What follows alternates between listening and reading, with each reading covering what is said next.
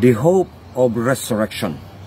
Matod pa sa ato ang Ginoo diha sa Juan 11:25-26, nagaingon dinhi ang pulong sa Ginoo, ug si Kristo mismo ang nagsulti dinhi.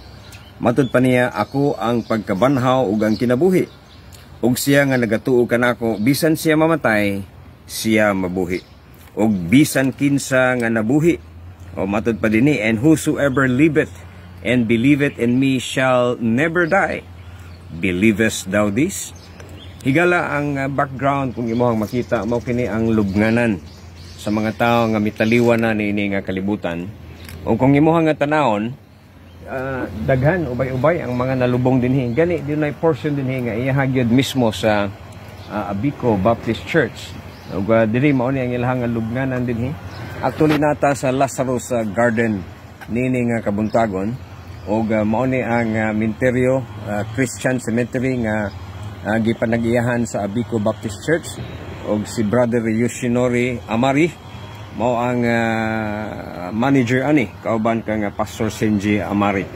Og mao ni ang ilahang lubnganan dinhi nga dapit kini nga park.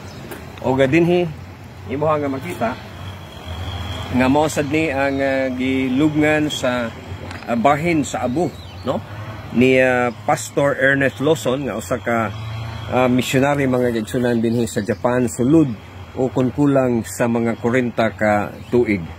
Og ang background ini imo nga makita mga kaigsunan ang nindot sa mao nga mga lubnganan dinhi. This is a Christian cemetery, pero dili kini o wala kini gipanag-iyahan lang o gilubngan lang kumbaga sa mga Baptist. Doon na po'y portion ini dinhi nga iha sa Lutheran dito dapita.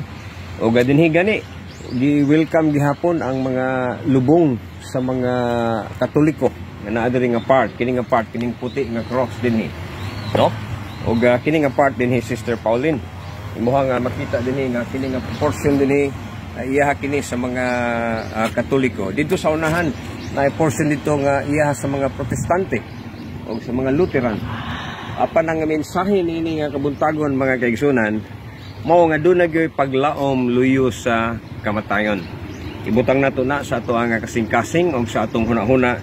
Ug dili gusto actually ang ato ang Ginoo nga mahimo tang ignorante bahin ining mga butanga tungod kay nagakanayon siya dinhi sa unang mga taga Tesalonica kapitulo 4 bersikulo 13. Matod pa dinhi sa 1 Thessalonians mga kaigsunan, chapter 4 verse 13, ingon pa niya, I would not have you to be ignorant, brethren, concerning them who were dead, or katong mga nangamatay, that ye sorrow not, even as others which have no hope.